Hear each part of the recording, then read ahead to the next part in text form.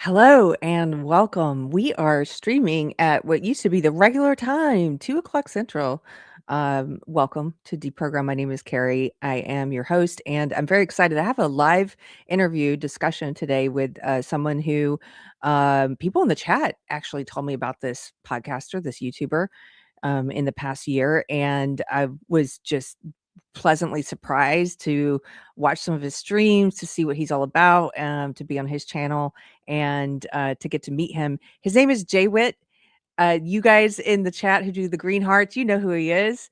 He started his channel, it was called Dear Woke Christian. Some of you may know it as Dear Woke Christian, and then changed it to the JWhit Podcast. And he comes at politics and pop culture and cultural discussions from a Christian male point of view. Please welcome Jay Wit. Man, that's me. That was such a nice, warm welcome. I like that. I like that intro.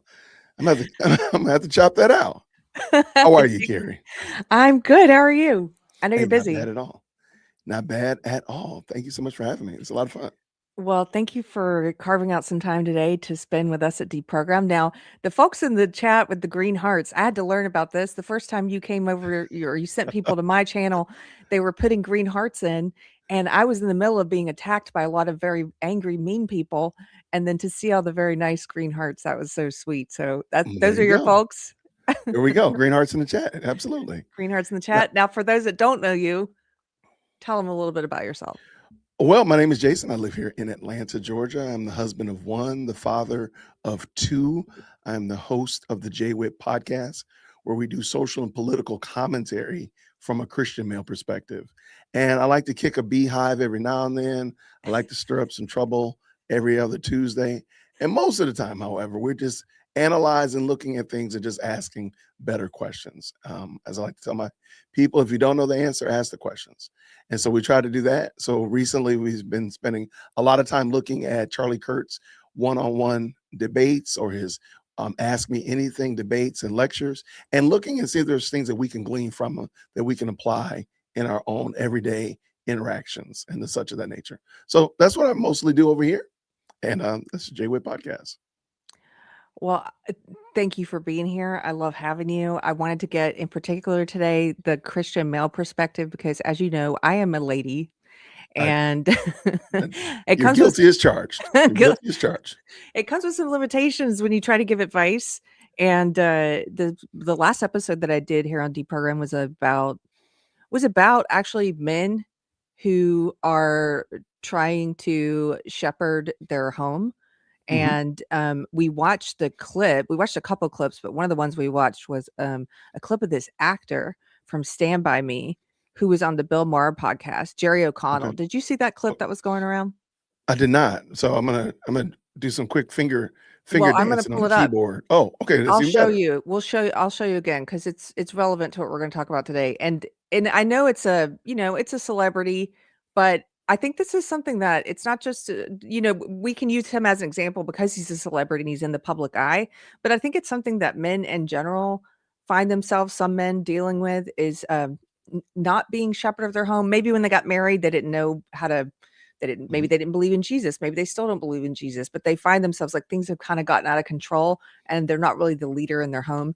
And so let me pull this up and show this to you. Okay. This would be great, actually, since you haven't seen it, because it'll be nice to get a fresh take on it. I know what I think about it, but okay. I'm going to tell you about a bit of, I say this, will I stay married? Blow it over here. My, sounds like you're going to blow it over here. The night of the election, this third one. Yeah. Third election. Everyone knows what I'm talking about here. I was watching late at night the returns, and I'll be honest with you, I didn't think Trump was going to win. I live in California. I didn't think he was going to win. From what I was hearing. I didn't either. I think he was going to win. No, this is where I live, you know? No. I said something along the lines of like, there was no planning. This is what they get. There should have been a primary. I said something along those lines, like I was just spitballing ideas as to, it was a shock, My wife and daughters without saying anything, became physical with me. They were filled with rage. So if I am being careful with you in how I say things, yes, I live in California. I live with not one, not two, but 3 people who, if I made any kind of joke, they would they become very angry with me. You know, Well, so I don't want to tell you how to live your life, but I couldn't live that way. I would, whatever household or whatever situation I'm in, I say what I truly think. And if it makes you angry, I'm sorry. We'll have to work that out. Well, it makes. But I am not going to tuck my tail between my legs and just shut the fuck up. This is what you were dealing with when you were a child. Just sit there and don't say anything. Yeah, but, sit on your hands. Well, what happened? Okay, that's enough of that part. Okay. First thoughts from you, since you had not seen it before. Yeah, he's living in a very weird. I said this before. I'll say it again. The main question that, when I'll just use us men, the main question that we must answer as we're dealing with our households and trying to shepherd our households is, who is God? And if you answer that question correctly, all the other stuff will find its place, because you know for a fact who God is. How you deal with your family comes straight down from what you understand God, or who you understand God to be, and the mandate that you have as a man to govern and shepherd and lead your household. I'm sorry. I live in a house with 3 women, and they're just as emotional as any other group of women. And they're locked in the house. Well, one of them is gone because she's at college. But when they're all together, they're just emotional wrecks. Sometimes it is what it is. But I'm gonna tell you right now, what will never happen is Jason be scared of his family. That's just not gonna happen. That's not gonna happen. Yeah. We're never gonna but see, that's because my family knows certain things about me, and I know certain things about them. I know that they're emotional wrecks. I know that where my wife works. I know what my kids experience and are around sometimes is counter to what we do here in this household. I'm fully well aware of that. My goal and my job is to make sure they're equipped when they go out there in the streets to at least be able to represent properly. Don't bring them stupid ideas in this house. Mm-hmm. So that being the case, that's really sad for that gentleman. I don't know his name, but yeah, that's unfortunate, because the other thing is, politics should not rule over your family like this. I mean, I'm listening to somebody say that his wife, the woman that he pledged to protect and to serve till death do him part, is physically violent with him because of an election. Yes. Like we gotta, daughters. Yeah, you're gonna have to write that down on a piece of paper, my dude. Well, let me tell you something else that was in this interview. There was lots of parts like this that were very concerning, because he seemed to be, he even said he was choosing his words very carefully because he was afraid his wife and daughters would get angry at him if he made a joke or said anything, And he, like, even at some point, Bill Maher was trying to talk to him about gender and the way that young men are raised in this woke culture that tells them that there's toxic masculinity and stuff. And he got so nervous. He didn't want to talk about that because of what his wife and daughters might think. And he also said his wife, he said at some point, because, Bill Maher smokes pot and he gets stoned on all of his podcasts. And Jerry, this actor, said, he doesn't smoke, but his wife does. And he said, in fact, my wife she won't be intimate with me or even touch me unless she's taken a hit off of her pot pen. Yes. So there were several little moments like that I think he was like revealing stuff that he maybe didn't realize how much he was revealing or how abnormal it was. And right. And yeah. Well, I'm gonna be honest with you. I hate to say it, but I bet you if we could talk to him in his circle, that might actually be normal. Yeah. There is absolutely, unequivocally no way in the world I would get here on the Lord's internet and tell y'all that my wife is beating me up. There's just no way I'm gonna do that.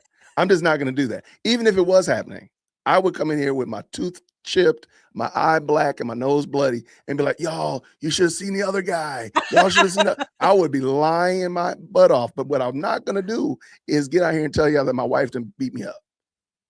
And I'm afraid of my wife. That's crazy work. That's just not, It's crazy, but I think you're right. I think that because he kept mentioning he lives in Los Angeles, and I think maybe it's more, maybe in yeah, his circles it's more common, and so he didn't realize, like, this is very abnormal what you're talking about. And so these clips got shared. They went very big because people thought it was so awkward and sad and so many different things. And so it made news articles, Jay Wit. It made like that's headlines. And so that's now he's in unfortunate. trouble, of course, with his Well, wife. see, that's unfortunate. Well, number one, I'm not in trouble with my wife. So let's go ahead. Let's put a kibosh on that. I'm not 12 years old. I'm not 7-year-old. The only woman that I was in trouble with is Belinda, and I mean that's it. I'm not in trouble with my wife. You can give that up, turn it loose.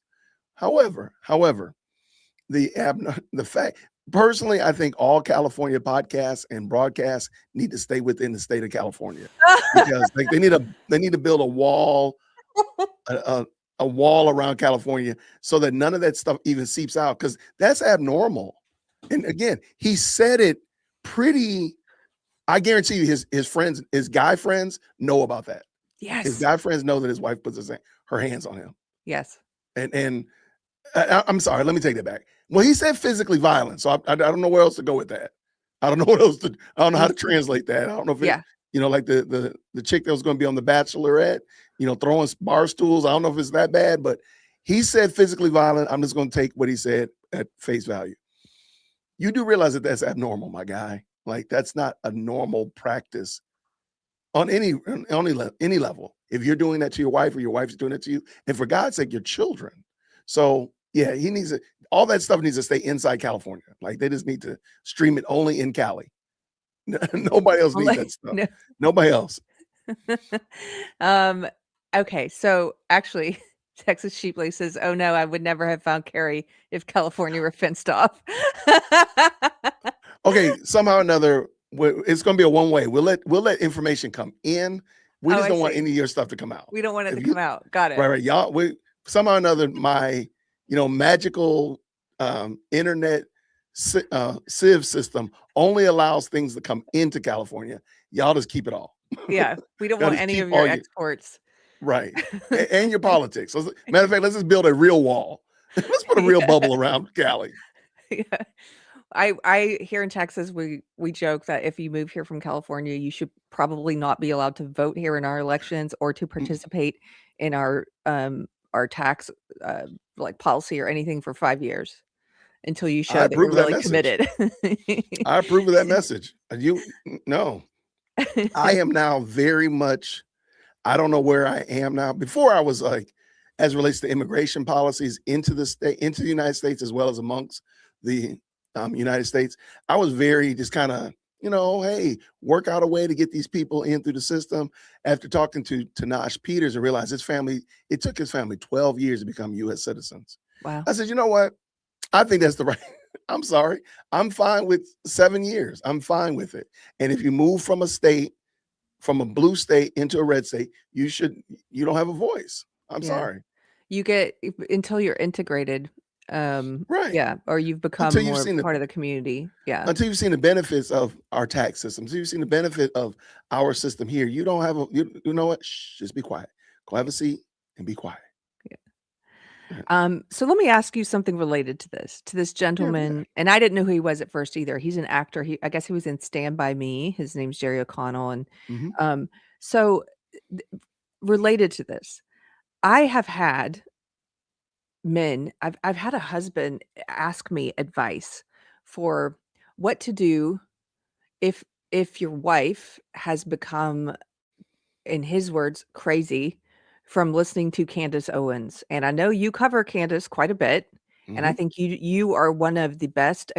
You have one of the best channels out there for taking apart her madness, and also taking it apart with a smile, with joy, and with laughter. And wow, thank you. So you do it with facts, but with humor, and I love that you've got both. But since you cover her quite a bit, and me trying to give advice on that's a little different, because I'm not a husband. I'm not a father. I'm not a man. So what would your advice be for someone like that? I would ask that guy, what would you do if your wife was taking in, and you know what, if you knew that your wife was being wooed by another man, what would you do? There's some things he would do. He'd put his foot down. He'd take your phone away, go see counseling, go to the pastor.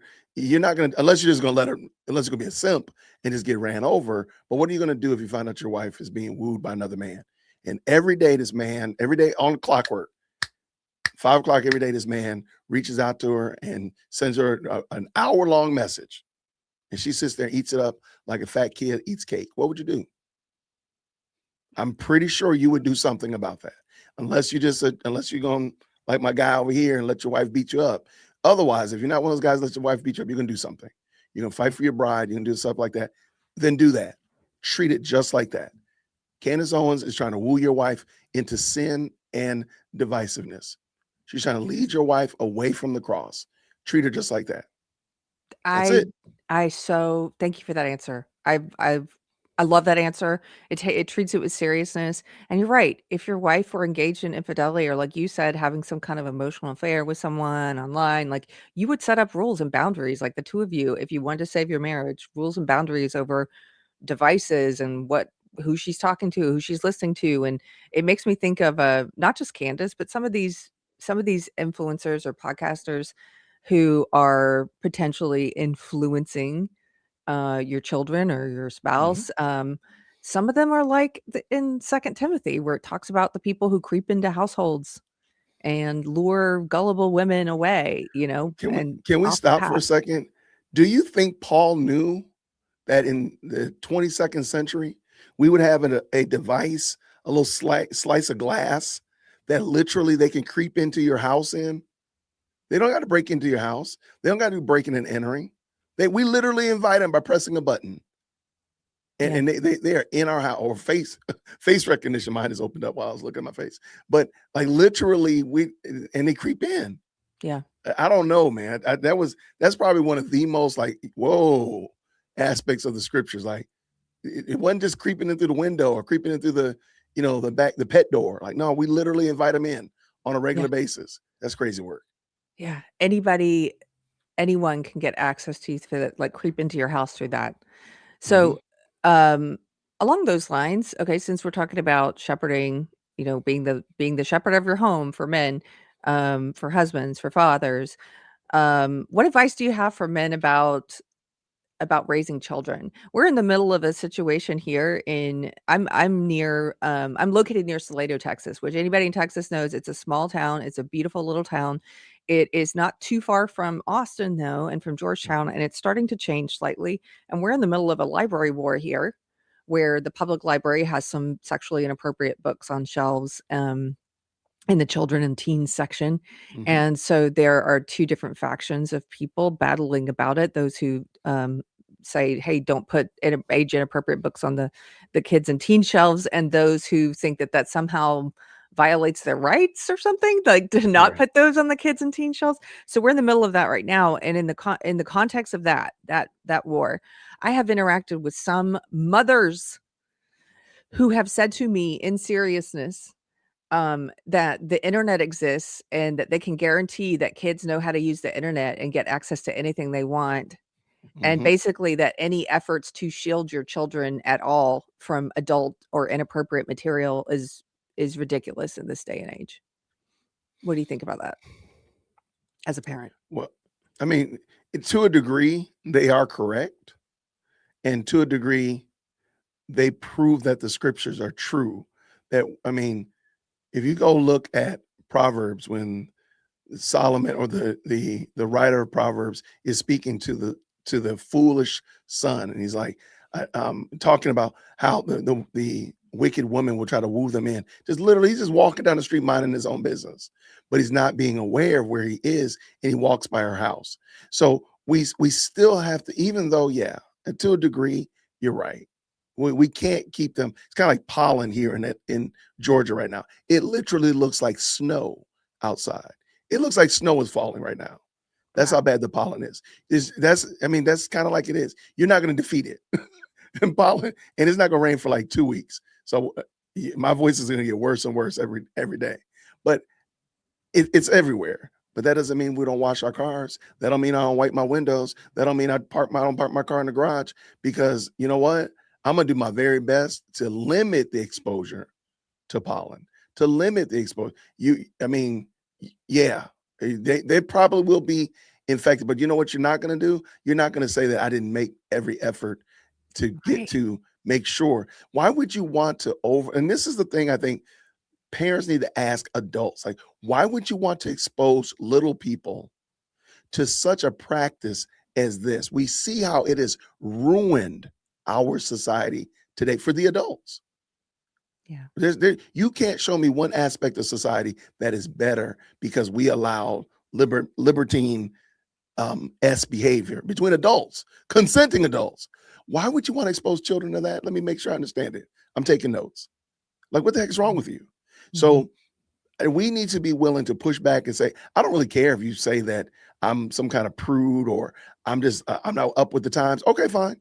I will be perfectly fine being a prude, being not up with the times, and having children and not being a granddad at 52. Mm-hmm. Okay. You, grandma at 45, you go do you. That seemed to work out really well for you. Keep doing you. But why would you want to expose children to that? What is wrong with you that you would want to expose children to that type of behavior? Because that's the question.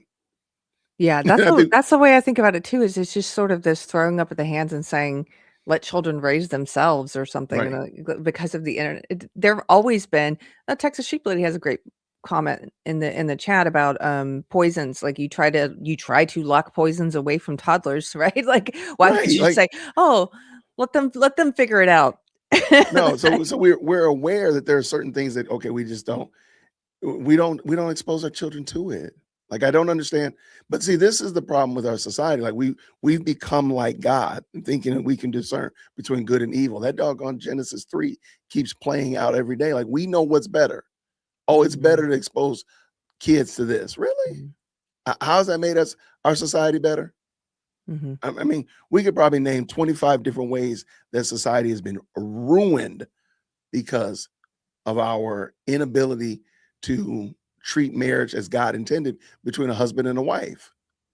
Just because of that simple thing right there probably is one of the worst things that we've ever done. There's a couple others, but it's a horse race for sure. Can you talk a little bit about biblical marriage and maybe a little bit about your testimony and how you came to Christ? I mean, folks on this channel know my story. I came to Christ very late in life, and I was like the last person I ever thought would be a Christian. and yeah, the younger me would be shocked and appalled to know that I found Jesus, but I'm very happy that I did. And so tell me a little bit about your story and about biblical marriage. I had somebody, the reason I asked this, I had somebody in the chat or in the comment section on my last video, a young man who said, I am terrified of marrying an abusive woman, and I had another guy comment and say, this video, this example I showed you at the beginning, Jerry O'Connell, this is why men should swear off marriage. Yeah, see, to me, that's a trick of the enemy. Like, who benefits from from good men and good women not getting together, raising good families? Who benefits from that? Satan. Right. So there's no way that we can thwart, because again, we were told, be fruitful and multiply. So we're actually being disobedient in a very tacit sense, like by not being fruitful and multiplying. I do think that we've allowed the kick the can idea for men and women to kick the can further and further down the road, late 20s, early 30s, into your 40s. I can have a kid when I'm 90, that kind of stuff like that. And instead of being like, no, y'all need to have kids sooner, get married early and have kids sooner. Now, does that negate the sinfulness of man? No, it doesn't. But that's the only way that, no, somebody swearing off marriage is a silly thing. So I was a false convert for the large share of my life. I just knew I was saved because I prayed the sinner's prayer, and I knew that was just great. And I was doing everything wrong, but I was going to heaven because I prayed this prayer a long time ago. I was in a church that is what's called a purpose-driven church here in Atlanta. Most of you may know about Rick Warren and the seeker-sensitive, purpose-driven church model, which is basically the opening page of that book says that church is for unbelievers. So we already know that you already know how off the rails we were. I didn't know my left hand from my right hand because I was in college. And so I'm coming out of college into this church environment where we're really trying to attract people to come by hook or by crook, the big fanfare. And this was the first Black church to embrace the purpose-driven church model. So that's how long ago we're talking about. And everything was great. Everything was just fantastic. The problem with the purpose-driven church model is its downfall is baked into its structure. Now, Jason, what are you talking about? There is no church discipline. There is no rules, because you're inviting unbelievers to your church. So unbelievers could be your ushers. Unbelievers could be in your childcare. Unbelievers could be helping you park your car. Oh, or you mean whatever they're that not just not- visiting, they're members? No, right. You can have members that are not Christians. What? Yeah. So purpose-driven church Oh. is a very, so one of the problems is that there's no church discipline. So over the years that we were there would be these issues where the pastor would have had an extramarital affair. And there would be this swath of people that would leave because of this event. So we were at a church that was about 6,000 members. And this is early in the 2000s. So we're talking about, this is pretty impressive to not be like a New Birth or World Changers here in Atlanta and be in Marietta area. So there would be like this every so many years, the pastor would step out, it would get exposed, and like a swath of people would leave. But then there'll be more people that come in. And this would happen it happened like 3 times. And around the 3rd time, I'm like, I was talking to my wife, like, man, I don't feel good about this. Something's wrong with the fact that he keeps getting caught up in these extramarital affairs, raising, if I did something like that, I'm catching hands, but he's doing this stuff. And it was just super problematic. I had gotten pastor. Say again? And he's the pastor. And he's the pastor. And it was an issue within the church. So I'm going to move forward. And again, maybe one day, because I could talk about this for 2 days. So I don't want to do that to y'all. Yeah. So I got bit by the sermon jam bug. And I've been listening to these sermon jams. I'd never heard of MacArthur or Vody or Alistair Begg or Paul Washer or Lawson, all these people like that. And I got bit by and I'm like, man, this is real preaching. Like, Yeah. whoa. Oh, this is what real preaching, because the speaker at the church that we were going to, literally they just recycle the sermons. So there's 52 sermons in a year. The sermon he preached for Valentine's Day in 2020 would be the same one he preached in 2021, 2022. So it'd be the same sermon every year. It hit us because they're really big on these out. And is it just like a make you feel good? Oh my gosh. sermon? Oh yeah. Yeah. Okay. Yeah. God wants you to feel good. Everything's great. And one day it hit me. I was looking, because they're really big on, filling out your outline. You get an outline every time you get a service, because you didn't even have to have a Bible, because you were all the scriptures were always on the outline. And one day it hit me, like, go back and look at last year. And I scrolled back through my little notebook. I was a student, right? And I looked like, wait, he preached the same thing last year. And I look back another year, he preached this the year before. I said, oh man, I could do this. And so, and a church scandal, another sexual dalliance happened, and a lot of people left. And I told my wife, I said, I'm done. Yeah. So I said, I could preach this. I could do what he's doing at the crib. We don't have to do this. Yeah. We don't have to come back. And so we left. And that was the worst experience of my life, because they would not talk about rebellion in the household. I couldn't get these girls to get up in the morning on a Sunday to come down to do quote unquote Bible study and such like that. It was always like teeth pulling, like, oh, I overslept, all this, that, and other. I said, okay, we have to go to an actual church. Mm-hmm. But I knew, and my wife was like, okay, well, we can go here. I said, nope. It's purpose driven. Nope. It's seeker sensitive. Nope. I'm not messing with it. And I'm not doing that. So I had a strict rule of what I wouldn't do. And we were butting heads all the time, banging heads. And I said, well, our daughters go to this private school over here, and the church that the school is a part of, it seems solid. We've had no problems with the, what our daughters are being taught. So why don't we go there and check them out, and maybe we can make some sense. So we walked into Smyrna Presbyterian, and I promise you, the median age was very old. Okay. I joke about it now because I've been there so long, but the median age was pretty old. I mean, and it was extremely undiverse, if you will. I didn't care because the pastor stood up there and preached. And I tell the story. It's like Mark chapter 5, verses 3-8. Okay. And I was like, oh, this is that preaching that I heard on those sermon jams. He pushed me over with a feather. He won me over. However, my wife wanted to check out some other churches. So we went 2 weeks without coming back to Smyrna Press. Well, when we came back, he was on Mark chapter 5, verses 30-35. He was just going line upon line upon line upon line. I said, oh, babe, I think I might. And the girls loved it. The girls loved it. I said, good. Baby, you are going to be overruled on this one. Now, a joke about Presbyterians is we don't believe in a lot of extra accoutrements in church. So it was funny one Sunday while we were sitting there paying attention, minding our own business, you hear a boom outside. It wasn't loud enough for everybody to stop or anything like that, but it was a clear, men heard it, right? Okay. And the electric went out in the church. And Pastor Joel just kept preaching. Nobody knew that the electric had gone out because we don't do a lot of amplification of sound. So because the way the church is made, nobody knew that the electric microphone went out and it didn't matter. Microphone went out, right? And that is a joke between us for the longest. We still laugh about it to this day. I said, and it might have been out for like 5-6 minutes. Yeah. Give or take. A transformer down the street had a problem, and eventually they got it resolved, whatever. It was out for maybe 5-6 minutes. It wasn't a big deal. But I always thought that was cool because nobody knew.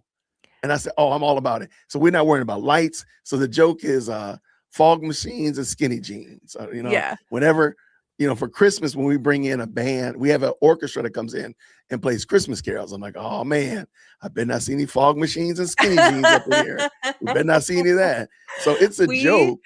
Yeah, I love that. We would if we visit Atlanta, my husband and I want to visit your church. Please come on. Yeah, and ours is it sounds pretty similar. Ours is non-denominational. We're not Presbyterian, but we don't have a lot of extra. And like our music, we just have piano, and then we sing the old hymns. We don't do anything new. Let's hear for old hymns. I'm team old hymns. I'm like team an old country church. I'm team old. And so when I was trying to help my wife understand, I said, see, listen here, baby.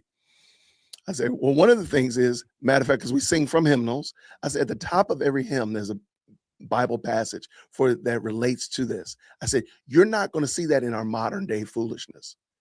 And I said, because it's not biblical. I said, you're going to have to show me where this is biblical, some stuff that we be singing in quote unquote black church or black gospel or urban gospel music. I said, it's not biblical. And I said, that's all I care about. I said, I don't want to be in a situation where I'm putting you in a position where we're in a non-biblical scenario. And I done fed my wife and kids to the beast. Exactly. So therefore, so now we've been in Smyrna Press for about 7.5 years. And I tell people, I don't really believe I was a convert, because I was really, truly believing in my sinner's prayer. Like, I know I was sincere. But whenever things go left, or whenever I catch myself in sin, or I fall on something, I'm like, was I sincere? Was I really real? And I needed to be made alive and regenerated in my heart and know what Christ had done. Yeah. Not what I have, I've done enough. I'm holding on enough. No, because if it's on me to hold on, I'm going to let go. Yes. I'm going to let go because I'm that's who I am. But if he's held on to me, I'm good to go. Yes. And I don't want to be let go. Amen. I want to be held on to because I don't want to be let go. I know what it's like to be out there in this foolishness. So I think that's how we got here. Yeah. Thank you for telling me a little bit of your story. I love hearing it. And it sounds like it sounds like, at least to me, you can only know so much about a person watching videos, talking to them online, stuff like that. But I Mhm. have a really good sense of you being grounded in the word. And Right. there are so many, we are in the middle of I think it's a great revealing where God has just Mhm. been pulling the mask off of person after influencer, after podcaster, after influencer. And a lot of people, I've heard from people on my channel anyway, they're like, I can't listen to so and so anymore. I don't listen to so and so anymore. I had people like me. I quit listening to Megyn Kelly. I quit listening to There's so many people I quit listening to. And in doing that and getting rid of the frauds, or the people I consider to be frauds, I've cleared a lot of space for new folks like yourself, who I'm like, you have, in my opinion, a very good discernment. So all of that to say, now that I've blown some smoke, a smoke machine, but for real, what is your practice? How do you stay grounded in doing what you do and being a public facing person, to some degree, public facing person online? And how do you keep the right priorities and keep your list of loves and affections in the right order? Okay, so that's a great question. It's always an ever it's a daily struggle, if you will, because I mean we can get distracted. There's a lot of things going on in the world that distract us. I think one of the things is realizing that what I do here, my job here in this studio, cannot supersede whom I do it for. Now, I do seek to give value to the audience, but I do want to make much of my King. I do want Christ to be honored in what I say and do for the most part. So I try my best to not just put out something and allow myself to get so swamped up that I lose focus on the fact of who am I doing this for. So I should do this for an audience of one, and making sure that I make much of him in my practice, in my in my videos, in my live streams, fill in the blank. So most of the mornings, I'm pretty consistent with getting down here in the morning, opening up the morning, going through my daily devotion, my Mhm. prayer, meditation before I get started in the booth and get started working, and it's such of that nature. So that's my practice to start the day. That kind of orients me at least to some degree. Like, Yes. okay, I got myself ready. Now let's get in and jump into this Shark Tank. Let's jump into this YouTube and stuff of that nature. So that would be my first way of saying how I stay grounded. My other one is this is great. This is fun. I'm glad that I have the opportunity to do this, but this is not actually the end of my day.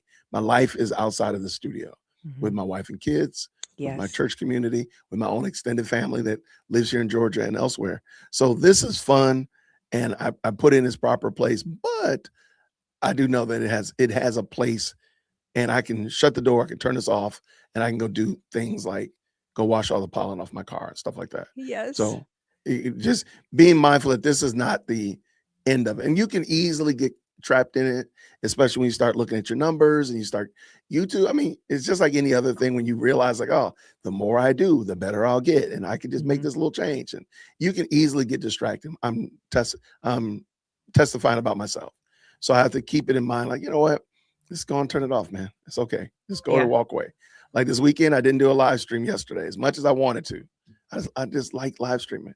I said I'm not going to do it. I did do one Saturday, slap myself on the hand, but I said I'm not going to do it. I'm just not going to do it. I'm going to go ahead and go do something else. I have other things that I need to work on, and that's it. So, That's starting great. with keeping scripture front and center, and then realizing that social media and doing this is not the end all be all. Now, of course, you'd have to apply that in other career fields and other hobbies and such of that nature. But that's just for me. That's helped me out a lot.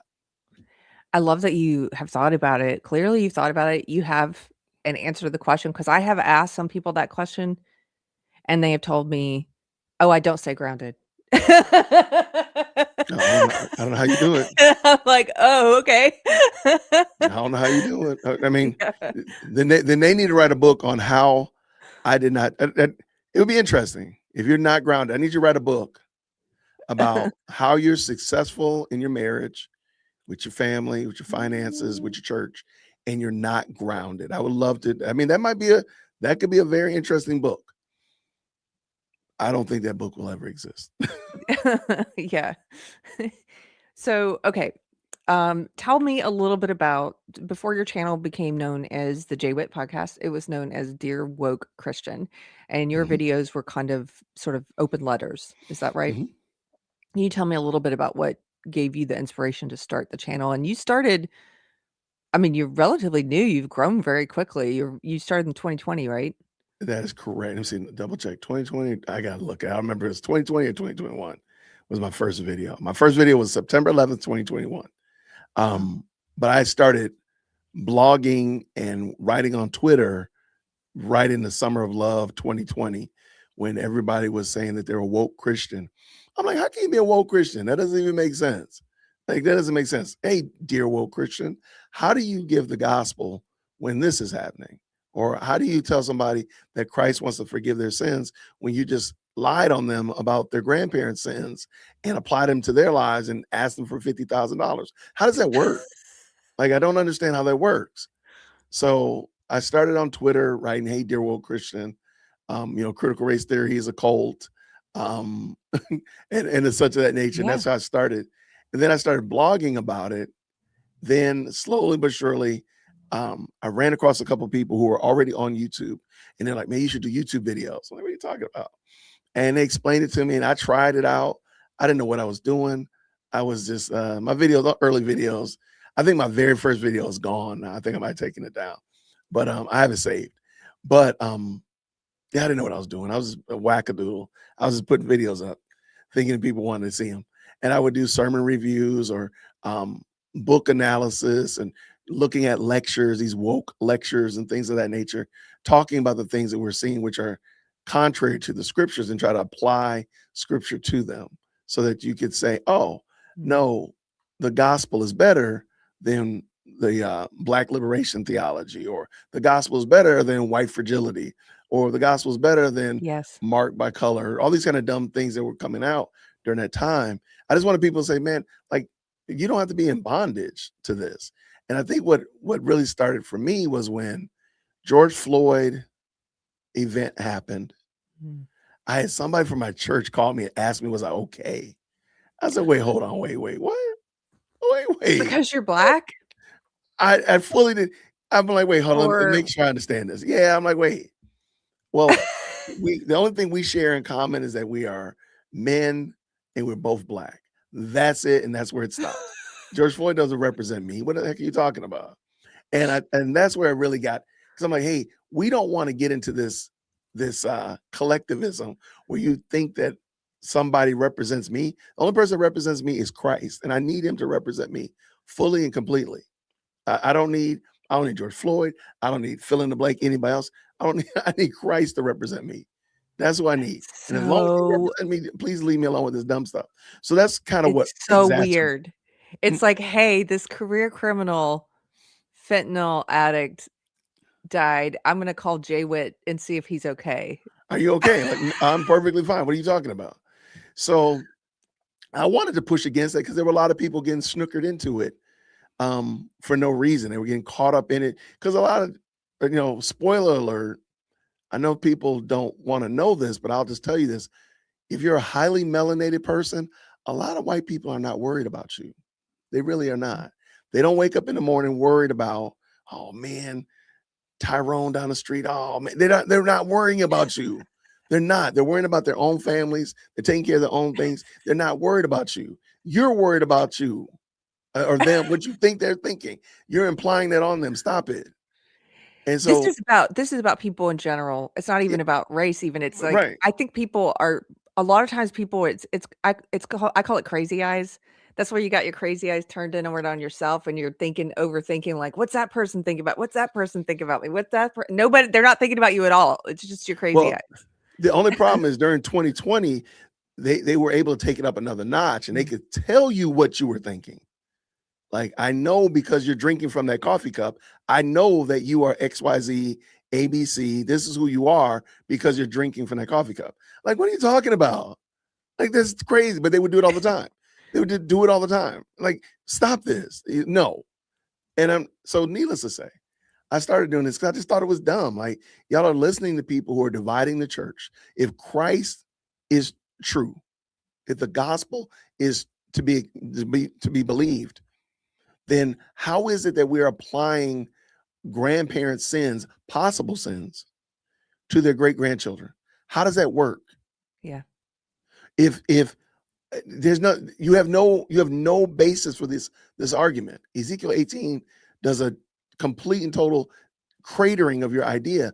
So with that being the case, why in the world should I be looking at somebody else because something they may have done or what they may have been thinking? Yeah. Well, I don't understand that.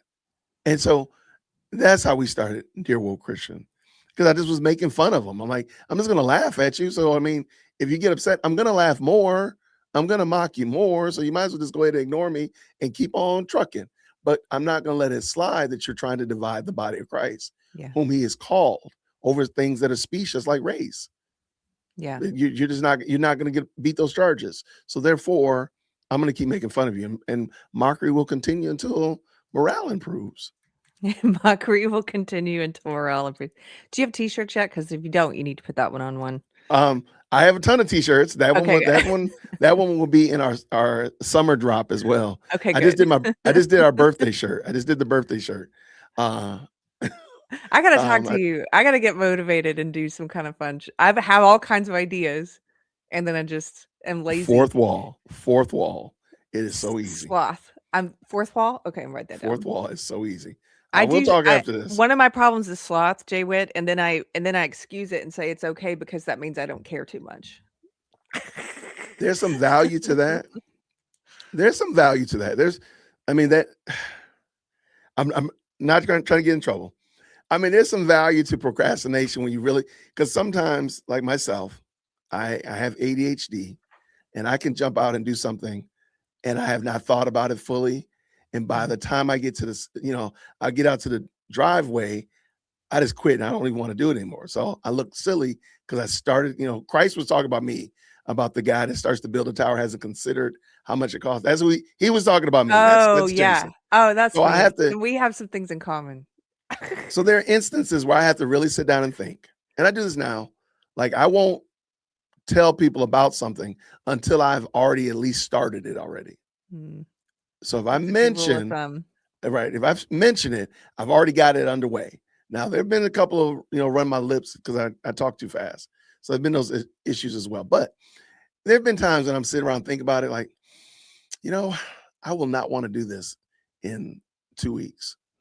I'm gonna leave that alone. I just had a friend visit. Let me tell you something interesting. She and her family, their daughter goes to like a private Christian school, and she goes to a church that's associated with the school, kind of similar.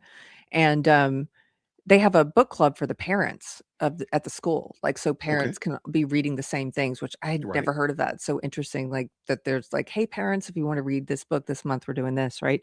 So one of the books they just read, I forget the name of it, but she was telling me how it was talking about inspiration, and there was a quote in there about how inspiration is shy. She knocks quietly, and if you don't, and she leaves quickly if you don't answer.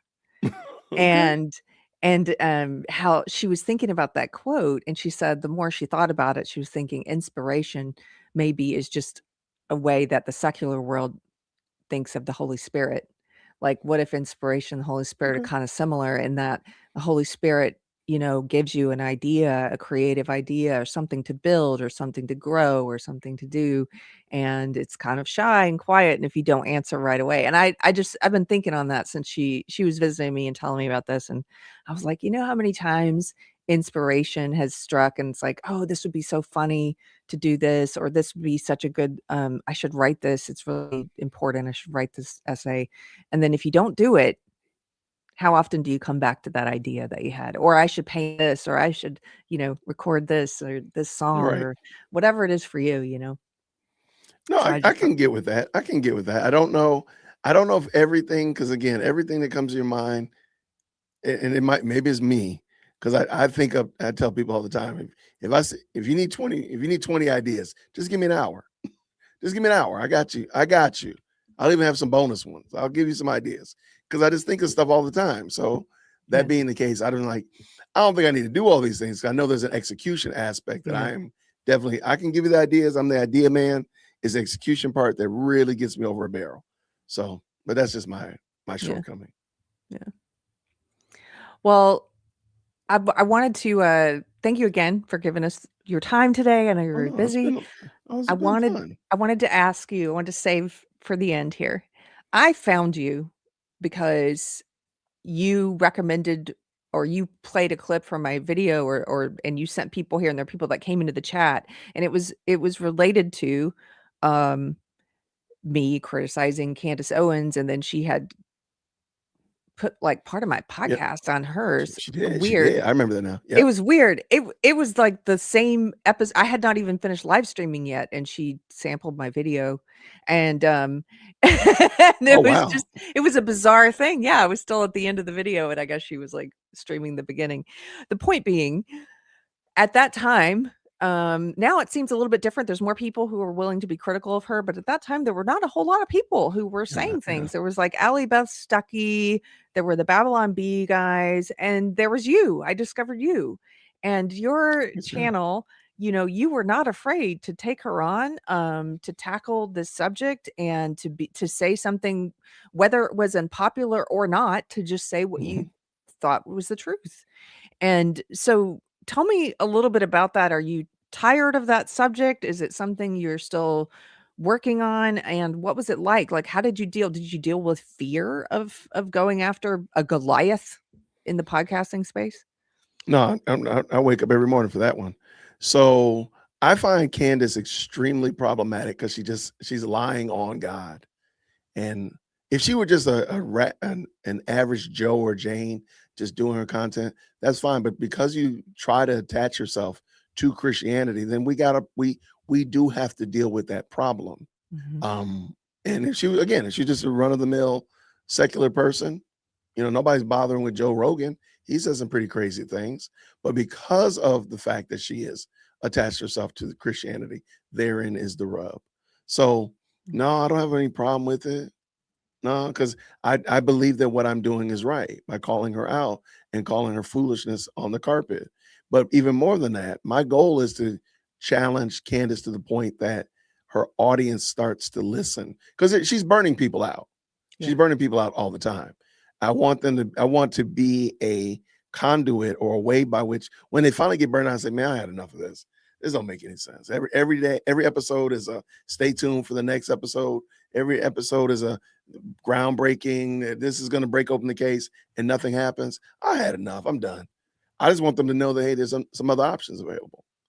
And we can, again, going back to something I mentioned, I think I mentioned on X today. I was like, you do realize that Candace's orbit, they don't build, they don't make things better. If you ever want to have a fun activity, ask a member of Candace or Cantifa, ask them, what does the future look like?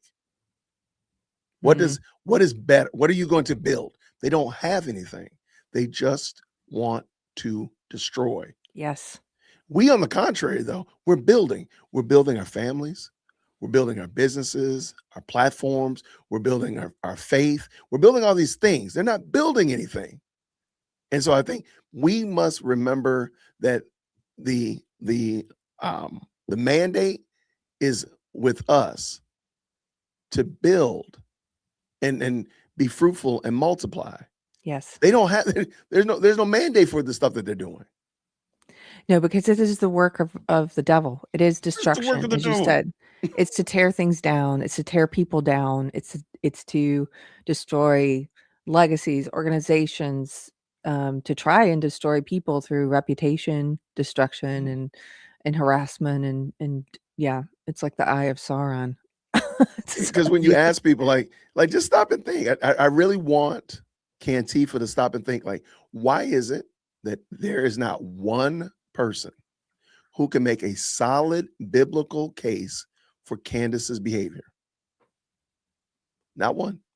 I want a book, chapter, verse in context for what Candace is doing. And don't give me the whatabouts, because I want you to stay right here on topic. Tell me biblically, where do you get that from? Give me the book, chapter, and verse in context, not with you giving me some kind of narration of it. But I want to see it and I want to be able to come to the same conclusion that you have. It'll never happen because there isn't. So why is it that everybody around Candace hates God? They're probably Muslim. They're LGBT adjacent, if not fully bought in, Or and or Scientologists. leftist, or or psychotic, or leftist. Like, why is that? Why is everybody? But she professes to be a Christian. Yeah. Or does that not at all cause you to pause and say, wait, why is it that the only people following you are non-Christians? Yeah. And the most people that you platform are again, now we can have a 2-day discussion about whether or not what you think about Catholicism, but that's not my point. Why is it that these people tend to not be scripturally based at all? Just wondering, just something to think about. Yeah. So that's what I want them to do. Good questions. Just asking questions, I notice. So tell people a little bit about where they can find you. I want to thank you for being here with us. Sure. This is, again, if you're just joining us, this is Jay Wit of the JWhit Podcast. Drop some green hearts in the chat. And oh wait, let me thank a couple people before you tell people where they can find you before you wrap it up. A couple of super chats. I think this is from your channel, Edie. That's Edie? Edie. I got to meet her on your stream for about feminism. Yeah, that was a good one. Right. Thank you so much for the super chat for $5. I think she gave one on yours and on mine. That's so sweet. I believe that's right. Yep, that's what it looks like on here. There you go. Thanks, Edie. And then let's see. What's going on, Miss Mandy? How are you? What's GTSY? Good to see you. Is that what the kids say? Come on. Come on. I'm still learning all the acronyms. Get up on what's going down here. Come on now. I have a friend who he likes to annoy his teenage children by doing the acronyms, but then saying some of the words. So he'll say GTSYC. Like, really? Yes. Or he'll say like LOL out loud. They do that all the time though. My kids do that. They do it all the time. So he just says it. Okay. So it's redundant because he uses some of the words like so like he's an onomatopoeia. Yeah. So he's TGIF Friday. Right. And they're like, stop, you're not doing it right. That's hilarious. Also G Jensen, she's been a member for 21 months. Thanks for being here. Good to see you. Shout out for sure. This one's from your channel, brother. Okay. I don't brother. Well, guess what? Welcome, my brother. Thank you so much. And then let's see. My friend Randy's here. Thanks, Randy. Randy in the building. What's going on, Randy? Shout it out. There we go. That's what's up, Randy. Good to see you, Randy. We also had a couple of just comments I wanted to highlight. Tina at your channel said, sorry, taking in Candace's content is like drinking a poison. No argument for me. I had do you know Kevin Briggins? He said, this is one of my favorite people and Jay Wit. Hold on, let me screenshot that. Because I'm gonna next time, yeah. I got you, Kevin. Have no fear. I got you, Kev. Brandon, I just wanted to say, keep it up. Keep up the good. He's working out. He put his HIIT cardio. I love it. Good job. I love it. I might need him to antagonize me. I need that in my life. And then I had a question from your channel. What's with the white Mary and Jesus? Are they white? I don't know. I just, my husband and I collect a lot of antiques and old stuff from junk shops. Like you should see the whole house. And in the past few years, I've really gotten into religious art. And sometimes people ask me, they think I'm Catholic because I have statues. But I'm like, we just have all kinds of old stuff. Maybe I should cycle in what I have behind me. But I got this Jesus statue at an antique shop that has a lot of art from churches.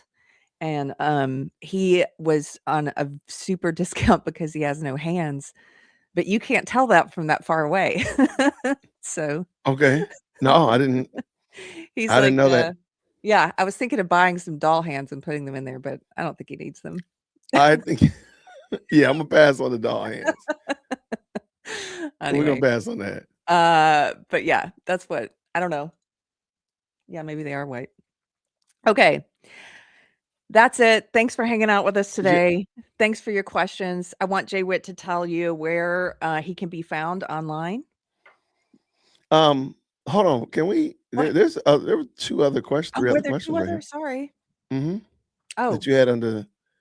oh, Let me sorry. ask you a basic question. Are you willing to have a Democrat landslide win in 28 for this war for Israel? Do you want me to answer that? Yeah, go ahead. I'm gonna answer it as well. Well, first of all, I don't understand what is a quote unquote war for Israel. Personally, I'm getting really tired of people who are obsessed with Israel. I think it's a kind of derangement syndrome, kind of not unlike the Trump derangement syndrome.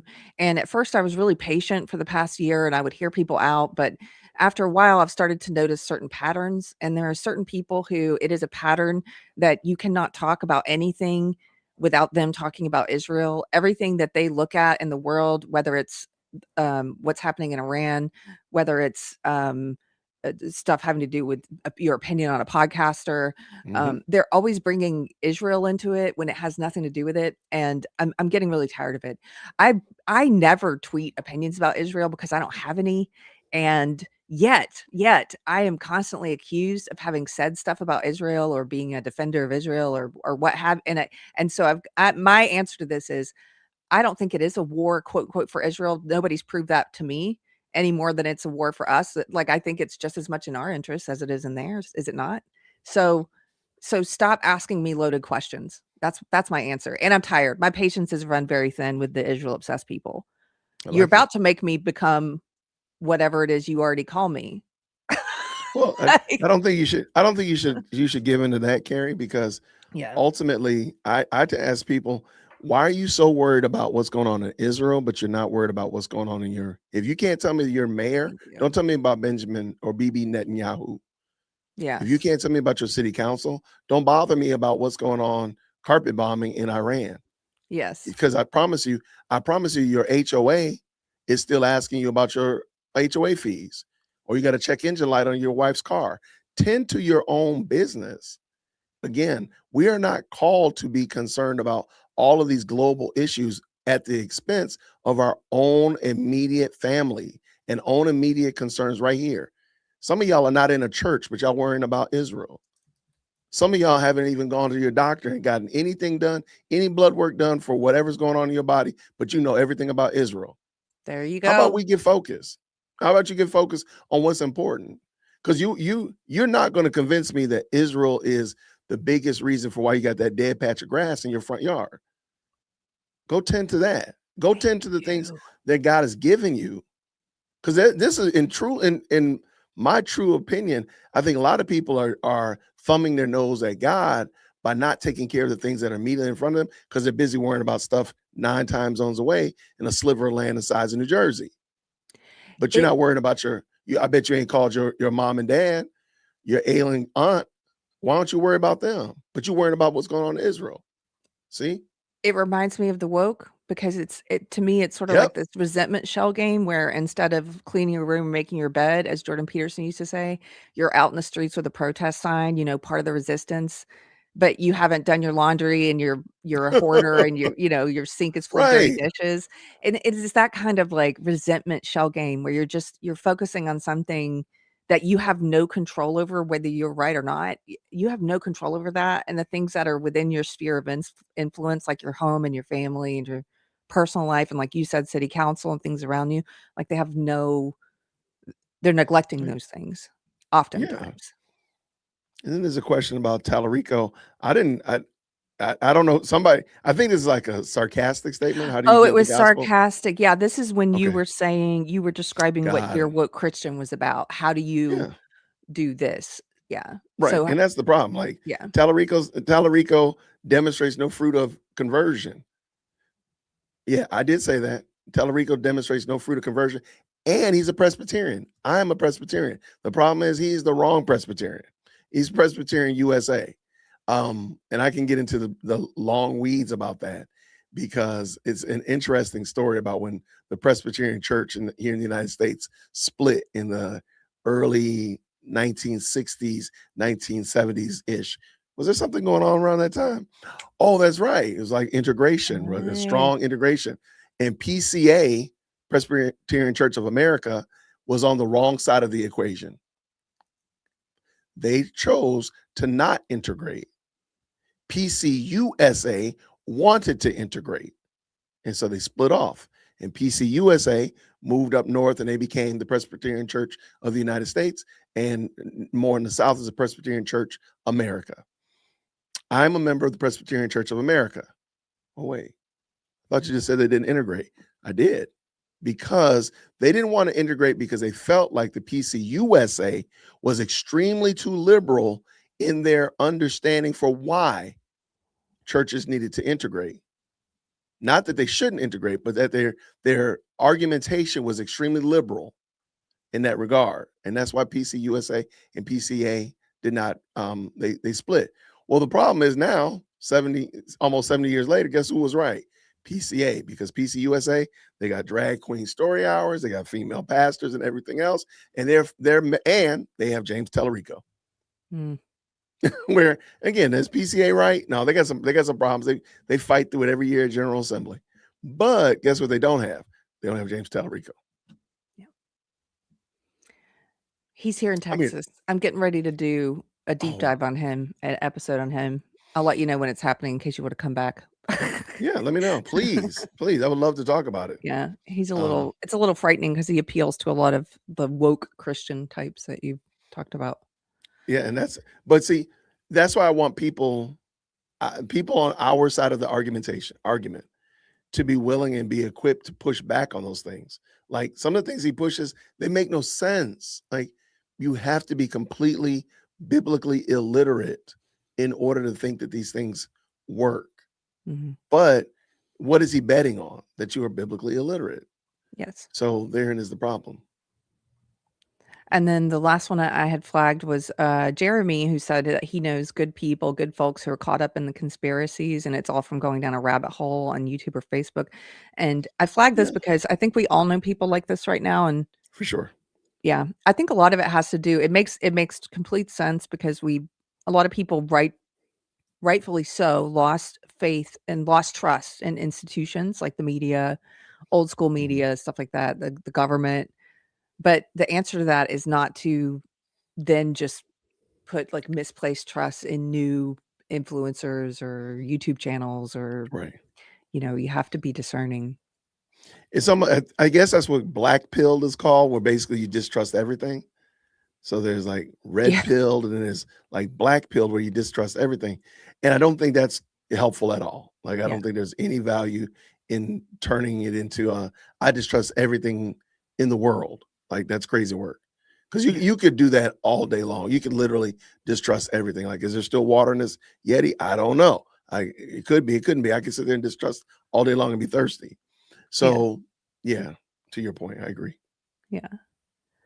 Well, what do you look for? Let me give you one last question. I know we're going to leave, but what do you look for when you are choosing the stuff that you're being influenced by, the stuff that you're reading or you're watching, or YouTube channels or podcasters or content creators? Like, how do you put being discerning into practice?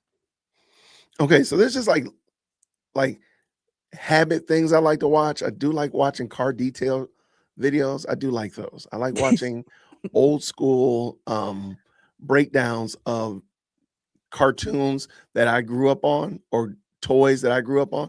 I like watching that. And I do like watching comic book reviews. For fun. Those are just those are just fun. There's again, sure, we could put some theology to it if we want to, but those are just fun to watch. And of course, body cam, right?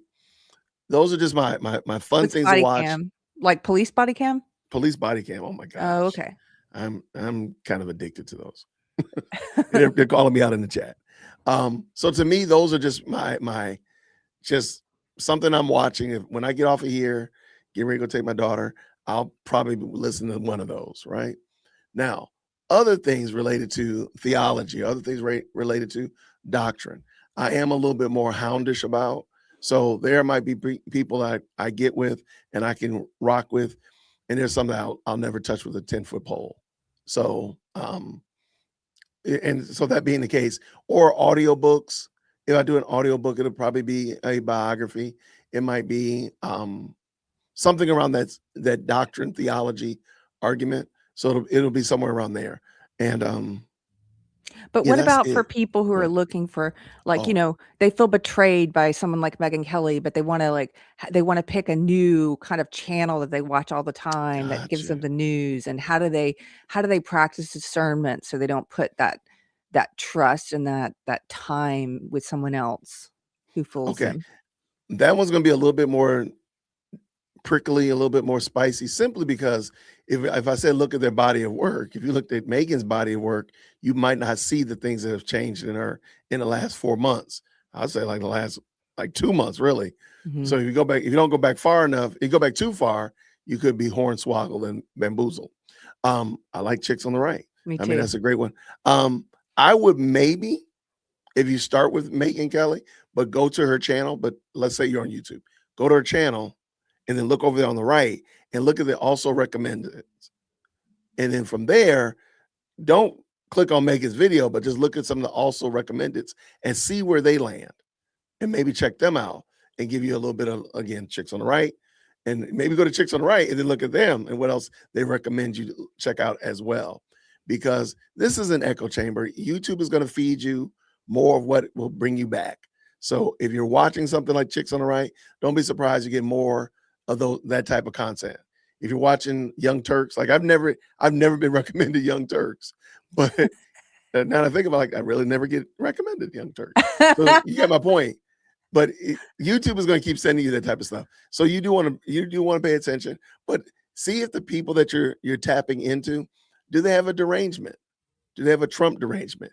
Do they have an isolationist derangement where if they're not giving you hope and looking forward, looking to the future with anticipation and belief that it's going to be better, if for no other reason than Christ is there. So that it will be better. If they're not looking at it like that, then maybe that's not a person you want to rock with, because you're going to leave from there more depressed. You're going to leave from there discouraged and beat down, rather than like, you know what? I'm looking forward to what's going to happen. I'm looking forward to the midterms.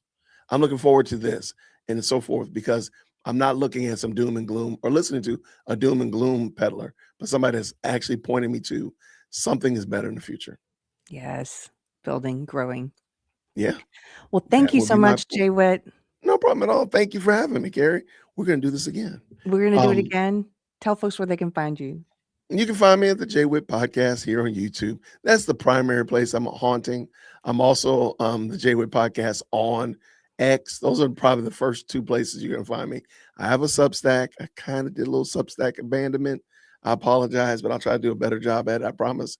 Those are the best places to find me. This is the primary place right here. I'm mono platform, so I'm really here on YouTube, but you can also see me on X as well, and then my Substack. Cool. Well, today I tried to stream on Substack. I don't know if it happened or not. They have some new thing where you can stream there. So if you are watching this on Substack, if it worked, go follow Jay Wit there as well. Really? Yeah. I'm going to look and see if it actually worked after this. Through StreamYard? Yeah, through StreamYard. Oh, I know. I was today old when I gotta take my daughter I can take my daughter to get her dress fitted. Now I'm like, baby, you can drive yourself. Go look at the live stream after this. Go see. Oh no. Are you for real? I'm for real. Okay, we gotta stay focused. We'll see if it works. We must stay focused. We gotta stay focused, Carrie. Have a great rest of your Monday, getting your daughter's dress fitted and figuring out the Substack live feed thing. And I love it. You guys go check out Jay Wit's channel. Drop a green heart in the chat, and I will see you folks on Friday, if not sooner. Wow, Friday. Okay. See you soon, Carrie. Thank you, friend. Okay. Bye-bye. All right. Bye now. See you later.